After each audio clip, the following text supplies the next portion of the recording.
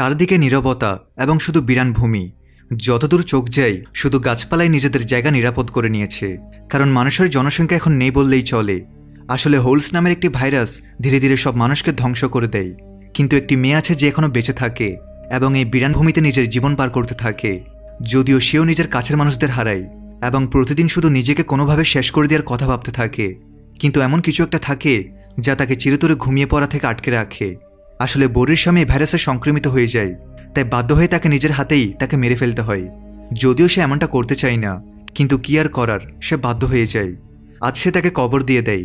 সেই সময় আমরা তার চোখে নিজের স্বামীকে হারানোর কষ্ট দেখতে পাই। সে এখন এই জীবন থেকে ক্লান্ত হয়ে যায়, আর এভাবে চুপচাপ সে আর কতদিন থাকবে। কিন্তু সে এটা জানে না যে তার স্বামী যাওয়ার সময়ও তাকে আরও কিছু ক্ষত দিয়ে যায়, যা হয়তো তার পক্ষে সহ্য করার মতো হবে না। আসলে যখন সে ঘরের ভেতরে যায় তখন দেখে যে সেখানে তার একমাত্র মেয়েটিও এই ভাইরাসে সংক্রমিত হয়ে যায়। যদিও প্রথমে সেই বিষয়টি জানতে পারে না, কিন্তু পরে তার বুকে দাগ দেখে সে বুঝতে পারে যে তার স্বামী তাকেও কামড় দিয়ে দেয়। সেই আশায় থাকে যে একদিন কোনো মিরাক্কেল হয়ে যাবে এবং তার মেয়ে ঠিক হয়ে যাবে, কিন্তু সময়ের সাথে সাথে তার মেয়ে আরও বেশি ভয়ঙ্কর হতে থাকে। তাই নিজের মেয়েকে এভাবে কষ্ট পেতে দেখে সে নিজেকে থামাতে পারে না এবং তাকেও চিরকালের জন্য শেষ করে দেয়। রোরির জীবন তো এখন চিরতরে শেষ হয়ে যায়। তার কাছে এমন কিছুই বাকি নেই যার মাধ্যমে সে খুশির মুহূর্তগুলো কাটাতে পারে। তাই সে নিজের বাড়ি ছেড়ে তার ফাদার ইন লয়ের কাছে চলে আসে। তিনিই তার মতো একটি নির্জন জঙ্গলে থাকেন। এখন মানুষ এভাবেই থাকে। শহর তো এখন ধ্বংস হয়ে যায়। যারা বেঁচে আছে তারা এভাবে নিজেদের দিন পার করে। এখন ম্যাক্সও জানে বরি কি কষ্টের মধ্যে দিয়ে যায়, কিন্তু এই ঘটনার পর এখন 2 বছর পেরিয়ে যায়। তাই সে তাকে বারবার বোঝায় এখন তার মুভ অন করা উচিত। তবে বরির জন্য বিষয়টা এত সহজ নয়। জঙ্গলে এখন প্রাণীও শেষ হয়ে যায়, তাই এখন ম্যাক্সকে প্রতিবার খরগোশ দিয়ে কাজ চালাতে হয়। সে অনেকবার রোরিকেও তার সাথে শিকারে যেতে বলে, কিন্তু সে মানা করে দেয়। যদিও ম্যাক্স তাকে জোর করে না, তবে তার অনেক চিন্তা হতে থাকে, কারণ বরি না জানি এদিক ওদিক চলে যায়। অন্যান্য জায়গাতেও বিপদ আছে, তাই সে বলে যে তোমার এখানেই থাকা উচিত। কিন্তু বরির ভেতর থেকে ভয় যেন শেষ হয়ে যায়। সে না এখন মৃত্যুকে ভয় পায় না মানুষকে। সে এখন এভাবেই শুধু নিজের জীবন পার করতে থাকে। এখন এখানে তোমাদের বলে দিই যে আসলে জিএম কি। যেমনটা তোমরা জানো, আগের সরকার পুরোপুরি শেষ হয়ে যায়। এটারই সুযোগ নিয়ে কিছু মানুষ মিলে একটি সংগঠন তৈরি করে, যেখানে তারা বেঁচে থাকা মানুষদের নিজেদের সাথে নিয়ে যায় এবং ক্যাম্পে ভর্তি করে। কিন্তু সেগুলো কোনো ভালো ক্যাম্প নয়, বরং সেখানে তাদের দিয়ে দাসত্ব করানো হয়, খারাপ কাজ করানো হয় এবং এই মানুষদের সাথে আরও অনেক কিছু হয়। আর তাই এমন অনেক মানুষ আছে যারা এই জিএমওয়ালাদের হাত থেকে বাঁচতে পালিয়ে যায়। এরই মাঝে অনেকবার রক্তাক্ত লড়াই হয়ে যায়, কিন্তু তারা মানুষদের ধরা ছাড়ে না। এরই মাঝে আমরা পরিচিত হই নিওলের সাথে। তার অবস্থা থেকে মনে হয় যে সে আহত এবং কারো থেকে পালাচ্ছে। আসলে তার পিছে জিএমওয়ালারা পড়ে আছে, কারণ সে তাদের ওয়্যার হাউস থেকে এমন একটি অ্যান্টিডোট চুরি করে নেয় যার মাধ্যমে সংক্রমিত মানুষ ঠিক হতে পারে। এমনটাই তার মনে হয়। এই কথার মতো কতটা সত্যতা আছে সেটা সেও জানে না। কিন্তু এখন নিওলের অবস্থা খুব খারাপ হয়ে যায়, কারণ তার গুলি লাগে। তাই সে দ্রুত নিজের সঙ্গীর কাছে আসে, কিন্তু যখন সে তাকে এমন অবস্থায় দেখে তখন সে তাকে এখান থেকে যেতে বলে, কারণ তার কাছে যা আছে তা দিয়ে আবার মানব সাম্রাজ্যের শুরু হতে পারে। যদিও নিও এমনটা করে না, কারণ সে জানে যে পিছে আসা সবাই তার বন্ধুকে মেরে ফেলবে, কিন্তু তার জেদের সামনে সে হার মেনে নেই। যখন সে সামনে এগিয়ে যায় তখন তার সঙ্গীর কাছে লোগান পৌঁছে যায়, যে জিএমএতে কাজ করে।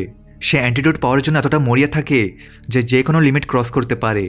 সে তাকে অনেকবার জিজ্ঞেস করে, কিন্তু সে কিছুই জানায় না, কারণ তার নিজের মৃত্যু অনিবার্য সে তা মেনে নিয়েছে। যদিও এতে নিরীহ মানুষদের জীবন বাঁচে, তাই লোগান থেকে অনেকবার ইলেকট্রিক শকও দেয়, কিন্তু সে এরপরও তাকে কিছু জানায় না। তাই শেষে সে তার বন্দুকের শিকার হয়ে যায়, যে নিজের একাকিত্ব নিয়ে বসে মেয়ের স্মৃতিতে হারিয়ে যায়। এবং সে সেই লেকের ধারেই থাকে যেখানে কোনো এক সময় তার ছোট মেয়ে খেলাধুলা করত। কিন্তু এখন তো সবকিছু শেষ হয়ে গেছে, তাই এখন সে নিজেকে শেষ করে দেওয়ার সিদ্ধান্ত নেই, কারণ এমন জীবনের চেয়ে মৃত্যুই ভালো। কিন্তু তখন একটি আওয়াজ আসে। যখন সে ঘুরে দাঁড়ায় তখন সে দেখে সেখানে একটি ঘোড়া দাঁড়িয়ে আছে এবং একটু দূরেই একজন আহত মানুষও। এটা নিউল ছিল, যে পালাতে পালাতে এই লেক পর্যন্ত চলে আসে, কিন্তু তার এখন অচেনা মানুষের সাহায্য করতে কোনো আগ্রহ জাগে না। তাই সে মুখ ঘুরিয়ে সেখান থেকে চলতে থাকে, কিন্তু সেই ঘোড়াটি যেন তাকে বলতে থাকে যেভাবে যেও না, তার মালিকের তার প্রয়োজন। রোরি উপর থেকে যতই কঠোর হয়ে যাক না কেন, ভেতর থেকে তার মন এখনও নরম। তাই সে নিওলকে তুলে নেয় এবং নিজের বাড়িতে নিয়ে আসে আর রাস্তা বলে বন্ধ করে দেয়। তো অন্যদিকে আমরা ম্যাক্সকে দেখি, যে শিকার করে ফিরে আসে। তখনই সে রাস্তায় কিছু হোলসের লাশ দেখতে পাই যাদের মেরে ফেলা হয়। এর মাঝে সে একটু দূরে কিছু এজেন্টের দেখতে পাই, যাদের দেখে সে বুঝতে পারে যে বিপদ খুব কাছে। ছোট্ট একটা ব্রেক দিয়ে আবার মূল ভিডিওতে ফিরে যাচ্ছি। তোমাদের জন্য রয়েছে স্পেশাল অফার। বিশ্বের সবচেয়ে জনপ্রিয় বিশ্বস্থায়ী বুকমেকার অ্যাপটিতে তুমি লাইভ ম্যাচ থেকে শুরু করে আইফোন, ল্যাপটপ, এমনকি বিএমডাব্লিউর মতো পুরস্কার জিততে পারো। শুনতে অবিশ্বাস্য লাগলেও অনেকে ইতিমধ্যেই তাদের রিওয়ার্ড পেয়েছে। এখানে তুমি লাইভ ম্যাচ দেখার সময় স্কোর অনুমান করতে পারবে, যেমন কোন টিম জিতবে, কোন টিম কত রান করবে ইত্যাদি। এছাড়াও এখানে তুমি গেম খেলে অনেক টাকা জিততে পারবে, যেখানে সবার প্রিয় গেম হচ্ছে ক্র্যাশ গেম। এখানে প্লেনটি যত উপর উঠবে তুমি তত বেশি টাকা জিততে পারবে। সবচাইতে ভালো বিষয় হচ্ছে আমার প্রোমো কোড MND10 ব্যবহার করলে 20 থেকে 30,000 টাকা পর্যন্ত বোনাস পেতে পারো, যেটা টাকা তুমি চাইলে বিকাশ, রকেট, নগদ বা ব্যাংকে খুব সহজে তুলে নিতে পারো। আর যে কোনো সহায়তার জন্য তাদের 24 ঘন্টার কাস্টমার সাপোর্ট তো আছেই। তাহলে আর দেরি কিসের, পিন কমেন্টে থাকা নির্দেশনাগুলো ফলো করো এবং প্রোমো কোড বক্সে MND10 ব্যবহার করতে ভুলো না। তাই সে ফিরে এসে রোকেও সতর্ক করে দেয়, এখন কিছুদিন আর বাইরে যেও না, কারণ সেই GM এর এজেন্ট এখানে আশেপাশেই ঘোরে। রোরির ভেতরে তো নিউলকে নিয়ে অস্থিরতা থাকে, কারণ সে তাকে তার বিষয় জানাবে কি জানাবে না। কিন্তু যখন তার সহ্য হয় না তখন সে ম্যাক্সকে আস্থা বলে নিয়ে যায়, সেখানে পড়ে থাকা নিউলকে দেখায়। কোনো অচেনা মানুষকে দেখে ম্যাক্স অনেক রাগ করে, কারণ তারা জানে না যে সে কে আর কোথা থেকে পালিয়ে আসে। তবে তার রাগ তো আরও বেড়ে যায় যখন সে দেখে যে সে এজেন্টের কাপড় পরে আছে, অর্থাৎ GMA ক্যাম্পের সোলজার থাকে। আর যদি তারা জানতে পারে যে আমরা একে এখানে লুকিয়ে রাখি, তাহলে তারা আমাদের মেরে ফেলবে অথবা বন্দি করে নিবে। এত বড় ভুল তোমার দ্বারা কিভাবে হয়? বরির কথা মতে সে একে ল্যাকের ধারে আত্মরা অবস্থায় পায়। এমন অবস্থায় সে কিভাবে একে মরার জন্য ছেড়ে দেয়, কিন্তু ম্যাক্স এই বিপদের ঝুঁকি নিতে পারে না। তাই সে বলে যে আজ রাতে সে তাকে কোনো অচেনা জায়গায় ছেড়ে আসবে, যেখান থেকে সে নিজের রাস্তা নিজেই তৈরি করে নিবে। যদি আমরা একে নিজেদের বাড়িতে রাখি তাহলে আমাদের জীবন বিপদে পড়তে পারে। কিন্তু রাতে প্রবল বৃষ্টি শুরু হয়ে যায়, যে কারণে ম্যাক্স যেতে পারে না। আর এর মাঝে যখন এরা দুজন খেতে থাকে তখন সেই সময়ও ম্যাক্স তাকে নিওলের বিষয়টা নিয়ে বকা দেয়। বোরির কথা হলো তাদের কাছে বাঁচার কোনো আশা নেই, তবে অত্যন্ত অন্য কারো জীবন তো তারা বাঁচাতে পারে। তার এই কথায় ম্যাক্স একদম রেগে যায়। সে বলে যে আমাদের সবার কাছে আমাদের নিজেদের জীবন আছে, যা সবকিছুর চেয়ে দামি, আর সেটাই আমাদের আশা। কিন্তু তুমি যে কাজ করো তা দিয়ে তুমি নিজের মৃত্যুকে দাওয়াত দিচ্ছ। রাত হয়ে যায়, কিন্তু বরির অস্থিরতা কাজ করে। তার মনোযোগ আস্তাবলের দিকেই থাকে, যেন সে তাকে কতগুলো প্রশ্ন করতে চায়। কিন্তু সবচেয়ে বড় বিষয়টা হলো তার কাছে সেই লিকুইড কি, যা তার ব্যাগের ভেতর থেকে পাওয়া যায়।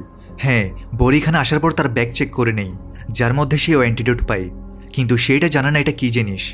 এখন সারা রাত অস্থিরতা কাটানোর পর তার ঘুমের কোনো খোঁজ খবর নেই, তাই সে বাধ্য হয়ে নিজের মেয়ের ঘরে চলে আসে, যেখানে তার চোখের সামনে আবার সেই দিন চলে আসে যা তার কাছে কালো ছায়ার মতো। যতক্ষণ সে বেঁচে থাকে ততক্ষণ তার স্মৃতিতে এটা গেঁথে থাকবে। সেদিন তার মেয়ের জন্মদিন ছিল, কিন্তু তারা কেক কাটার আগেই দরজায় কেউ আসে, আর এটা অন্য কেউ নয় বরং তার স্বামী থাকে, যে এখন পুরোপুরি হোলসে পরিণত হয়েছে। সে এখন নিজের মেয়েকে কামড়ানোর জন্য এগোয়, কিন্তু তখনই বাধ্য হয়ে রোকে গুলি চালাতে হয়। কিন্তু সে দেরি করে ফেলে, কারণ তার স্বামী তার মেয়েকে কামড় দেয়, যার কারণে কয়েক ঘন্টার মধ্যেই সেও তার মতো হতে শুরু করে। আর তখন সে এমন কিছু করে যা যে কোনো মায়ের জন্য কোনো কিয়ামতের চেয়ে কম কিছু না, নিজের হাতেই নিজের জানকে শেষ করে দেওয়ার মতো। সেই দিন থেকে আজ পর্যন্ত তাকে সেটা একটু একটু করে মারে, কিন্তু এখন সেসব জিনিস থেকে দূরে চলে যেতে চায়। সে সিদ্ধান্ত নিয়ে নেই যে সে কোনো অচেনা জায়গায় নিজের জীবন কাটাবে, যেখানে স্মৃতিগুলো পৌঁছাতে পারে না। তাই সে চুপিসারে গিয়ে আস্তাবলের চাবিগুলো নিয়ে নেয়, এরপর দরজা খুলে ভেতরে যায়। কিন্তু সেখানে সে একটু তাড়াহুড়ার মধ্যে ছিল। যে ঘোড়াটি নিওলের ছিল সেটি জোরে জোরে চিৎকার শুরু করে, যেন সে কিছু বলতে চায়, কিন্তু বড়ি বুঝতে পারে না। আর পেছন থেকে নিওল চলে আসে এবং সে তার গলা ধরে ফেলে। এর মাঝেই আস্তাবলে একটি হোলস ঢোকার চেষ্টা করে, কিন্তু দুজনে দ্রুত সে গেট পুরোপুরি বন্ধ করার চেষ্টা করে, কিন্তু এমনটা হতে পারে না। তাই শেষে নিওলকে তাকে শ্যুট করে মেরে ফেলতে হয়। এরপর বড়ি তাকে জিজ্ঞেস করে যে সে আসলে কে, সে কি GM এর জন্য কাজ করে। নিওল বলে যে না, আমি বেঁচে থাকতে চাই, যাতে কিছুদিন এই দুনিয়ার ধ্বংস দেখতে পারি। তার এই উত্তর বড়ির কাছে অদ্ভুত লাগে, কিন্তু সে কিছুই বলে না। এর মাঝে নিওল তার কাছে নিজের ব্যাগ চাই, কারণ তাকে এখন যেতে হবে। বড়ি তাকে বলে তার অবস্থা ঠিক নেই, অনেক রক্ত পড়েছে তার উপর বাইরে হোলসও থাকে, কিন্তু সে শোনে না এবং যেতে থাকে। কিন্তু তার ক্ষত এত গভীর যে সে সেখানেই পড়ে যায়। তখন বড়ি মানবতার খাতিরে তার ক্ষত স্থানে ব্যান্ডেজ করে এবং বোঝায় যে এখন বাইরে যাওয়া ঠিক হবে না। আর এই উদারতা দেখে নিওল নিজের গল্প বলতে শুরু করে। আজ থেকে 8 দিন আগে তার 13 বছরের ছেলে সংক্রমিত হয়ে যায়। সেই সময় যখন সে বাইরে খেলছিল তখন তার কাছে তার ছেলেই সবকিছু হয়। তাই সে GM ক্যাম্পে ঢুকে যায়, কারণ সে কোনোভাবে জানতে পারে যে তারা একটি অ্যান্টিডোট বানিয়েছে যা দিয়ে সংক্রমিত মানুষকে বাঁচানো যেতে পারে। তাই আমি সেখানে ঢোকার প্ল্যান বানাই এবং নিজের জীবন ঝুঁকি নিয়ে সে অ্যান্টিডোট হাসিল করে নিই। কিন্তু এখন তার দেরি হয়ে যায়, কারণ তাকে নিজের ছেলের কাছে পৌঁছাতে হয়। আরও দেরি হয়ে যাওয়ার আগেই, কারণ তার হাতে সে অ্যান্টিডোট চলে আসে। তার গল্প শুনে বড়ি একদম অবাক হয়ে যায়, কারণ এমনটাই কিছু তার সাথেও হয়। এমন অন্ধকার রাতে যাওয়া ঠিক হবে না, তুমি আজ রাতে এখানেই থেকে যাও, কাল সকালে চলে যেও। দীর্ঘ সময় পর নিওলের কারোর উপর ভরসা হয়, তাই সে ধীর স্বরে তাকে ধন্যবাদ জানাই এবং রাজি হয়ে যায়। এর মাঝে আমরা অন্য পাহাড়ে লোগান আর তার লোকদের দেখি, আর যারা স্ক্যানার দিয়ে দেখে নেই যে ওই বাড়িতে কিছু লোক আছে। কিন্তু তারা কে? তবে লোগান নিওলের পেছনে পড়ে থাকে নাকি সেই অ্যান্টিডোটের, সেটা তো আমরা পরেই জানতে পারবো। এই সময় এখন একদমই এমন হয় না যে আপনি নিজের মর্জি চালাবেন। এখানে প্রতিটা কদমে মৃত্যু আপনার অপেক্ষা করে। তাই যদি কাউকেও বাইরে যেতে হয় তাহলে প্রতিটা পা হিসাব করে ফেলতে হবে, যাতে তার মৃত্যুর গল্প লেখা না হয়ে যায়। সকাল হয় আর নিওলের চোখ খোলে। সে দেখে তার ঘাড়ের কাছে ম্যাক্সের বন্দুক তাক করা। আসলে সে তাকে নিজের ঘরের ভেতর দেখে সন্দেহ হয় যে ভেতরে কিভাবে চলে এসেছে। এর মাঝে বড়ি এসে জানাই সে তাকে কোনো ক্ষতি করার জন্য আসেনি, বরং সে তো শুধু নিজের ছেলের জন্য আসে। সে এখন ফিরে যাচ্ছে, কিন্তু ম্যাক্সের এখনও তার উপর বিশ্বাস থাকে না, কারণ সে বাইরের দুনিয়া দেখেছে যে কেমন কেমন মানুষ এখানে থাকে। কিন্তু বড়ি তার কথায় কোনো কান দেয় না এবং নিওলকে যেতে বলে। কিন্তু তখনই তার বুকে ব্যথা শুরু হয়। ম্যাক্স বুঝতে পারে তার শ্বাস আটকে যায়, তো তাকে দ্রুত ওখানেই শুইয়ে দেয় এবং একটি কাঁচে তার ফুসফুসে ঢুকিয়ে দেয় যাতে বাতাস বের হতে পারে। কিন্তু এই ব্যথায় সে এতটা কষ্ট পায় যে কয়েক ঘন্টা ধরে অজ্ঞান থাকে, কিন্তু তার অবস্থার উন্নতি হয়ে যায়। এখন ম্যাক্সে কোথাও না কোথাও তাকে বিশ্বাস করতে শুরু করে, কারণ সে প্রথমবার বড়ির চোখে একটি আশা দেখে যা 3 বছর ধরে কোথাও হারিয়ে গিয়েছিল। এর মাঝে তাদের ওয়ার্নিং অ্যালার্ম বাজতে শুরু করে। ম্যাক্স ক্যামেরায় দেখে তো জানতে পারে যে লোগান আর তার লোকেরা চলে এসেছে, অর্থাৎ বিপদ এখন তাদের মাথার উপরে থাকে। সে জলদি দুজনকে বলে তোমরা পেছনের দরজা দিয়ে বেরিয়ে যাও, ততক্ষণ পর্যন্ত থামবে না যতক্ষণ না পেছন থেকে ওদের ধুলো দেখা বন্ধ হয়ে যায়। বাকি এদিকেরটা আমি সামলে নিব।